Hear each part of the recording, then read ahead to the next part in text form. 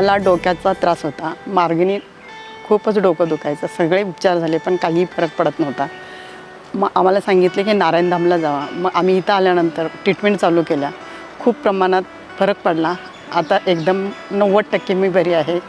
आणि मानवसेवा हीच ईश्वर सेवा हे जे नाव दिलेलं आहे हॉस्पिटलला ते खरंच योग्य आहे. इथं आल्यानंतर जो मरीज पेशंट म्हणून येतो पण मनुष्य म्हणून घरी जातो. डोंगरे सरांनी तरी सांगितल्यानंतर 75% आजार त्यांच्या सांगण्यावरतीच बरा होतो. इतकं उत्तम समजून सांगतात ते.